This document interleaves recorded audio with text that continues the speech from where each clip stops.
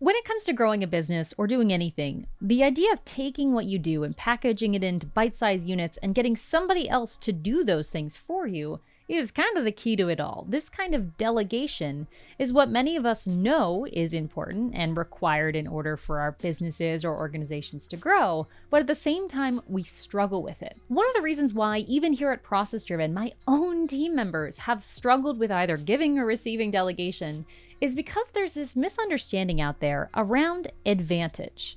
This whole idea of an advantage is kind of rooted in the fact that one person can do something in a better way than another.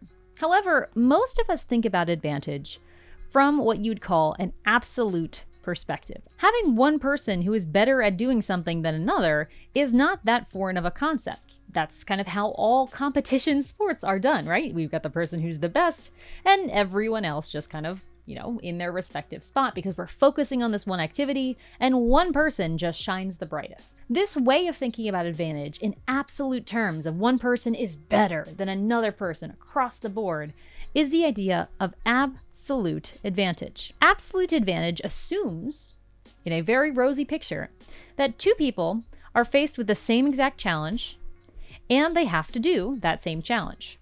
Who does that challenge better? Is it one or is it two? Whichever one it is has the absolute advantage in that activity. Now, let me just clean this up a little bit and let's just go through a quick example of this. Let's pretend that in this race of absolute advantage, we are talking about email, okay? So we've got to answer emails in your company. Woohoo, so fun, right? We have 20 emails that we are racing to finish. And in this imaginary email world, let's say person number one is the CEO and the person number two is the assistant, okay? These are our two figures that are competing head-to-head to answer these 20 emails. These particular emails aren't the easiest ones to come in. Maybe they're pre-sales emails where people are asking a lot of deep questions around the product, around the expertise, about whether or not a given business can help them.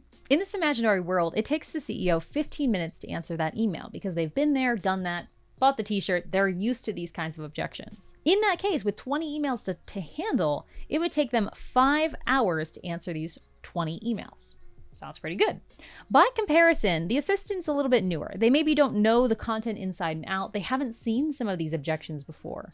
And so for them to answer those same number of emails, it might take them 10 hours. Comparing the 5 hours to the 10 hours, it might be a no-brainer. You might think, oh my gosh, the CEO is so much faster at doing this. There's no way we should ever have an assistant answer these emails. It's just not worth it. But what this fails to consider, even, setting aside hourly rates and all that stuff, what this fails to consider is comparative advantage. So let's go over that. So what the heck is a comparative advantage? Well, a comparative advantage is what happens when we take into account the other things a person can be doing. In some ways, yes, you can kind of get to comparative advantage by taking into account hourly rates because it's kind of factored in. But even without having hourly rates, comparative advantage is just considering the other things that are pulling on or requiring someone's time. When we think of absolute advantage, the other example we went through, we're always thinking about there's one race. We're going from here to here, who can get there fastest?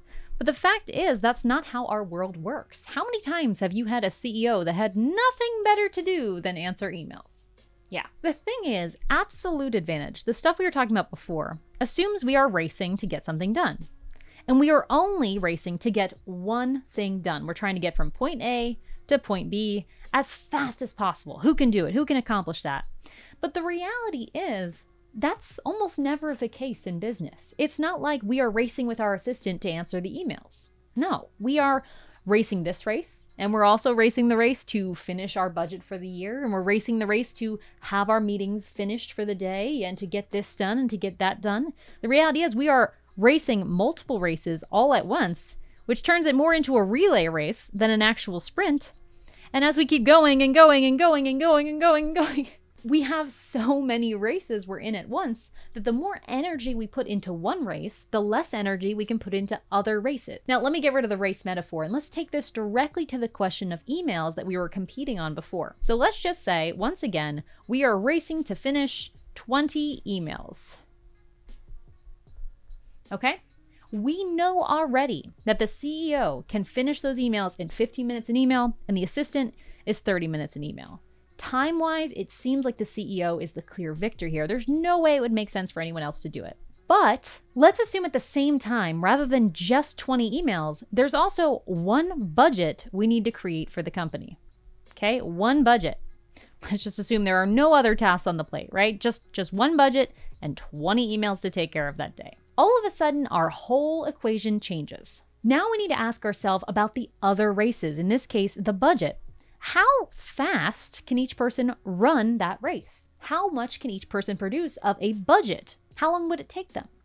Well, the CEO, let's just say it takes them 5 hours to complete a budget, and the assistant, it takes 100 hours to complete a budget because they've never touched a budget in their whole life. So to be clear, we've got emails here at 15 and 30 minutes, and we've got the budget at 5 and 100 hours. Now that we know we need to get both of these things done in the same day, in the same lifetime, in the same business cycle, all of a sudden our math, our equation, our decision making on who should answer those emails changes drastically. Even though in this hypothetical world, this assistant is not faster at answering emails, maybe it takes them longer to get a comparable quality, it still makes more sense in this scenario for the assistant to answer the emails than the CEO because of that opportunity cost, because of the other races, the other things that are demanding the time. Because imagine if we do it the opposite. We have 5 hours, right?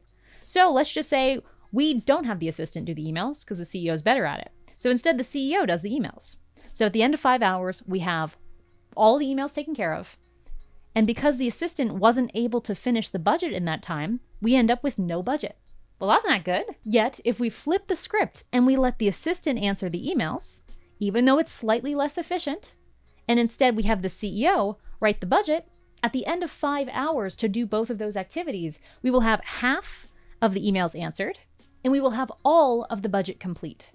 Half and all is better than all and none in this particular situation. This comparison here is just an illustration and with some extreme numbers in here, but it's attempting to get you to start thinking about the other uses of someone's time.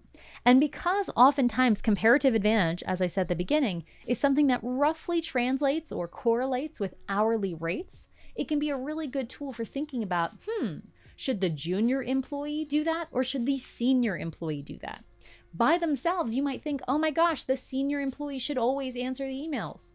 But when you think about the other things and the difference in the absolute advantage of those other things people have to do, all of a sudden it becomes easier and clearer to say, hey, I know, Susie, that you're not the best at answering emails. I know it takes you longer than it might take me or the senior employee.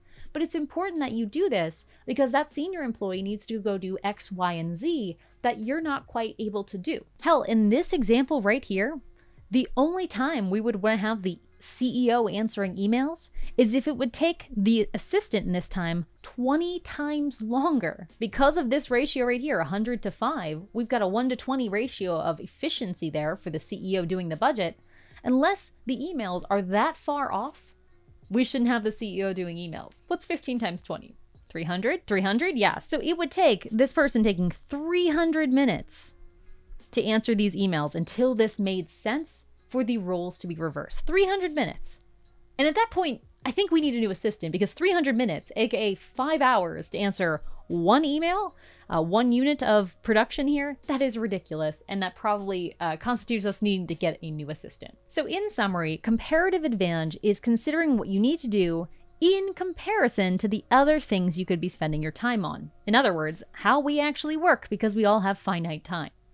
Absolute advantage is more like a traditional sports competition. You've got nothing else you need to do except get to that finish line, who can get there fastest. So often I see folks here at ProcessDriven or even people out there in the YouTube community talking about things and delegation and I should just do it myself, coming from this place of absolute advantage. When really, we live in a comparative world. You've got other things competing for your time that we need to take into account. Would it be awesome if the person you're delegating to also has an absolute advantage, meaning they can do what you're trying to get them to do better, faster, stronger, whatever than you can?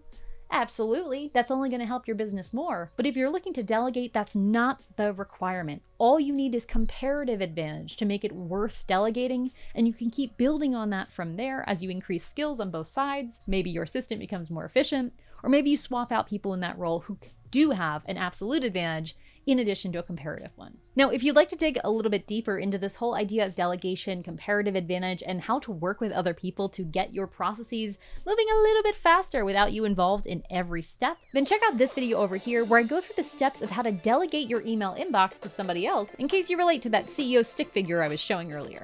Thanks so much for watching, and until next time, enjoy the process.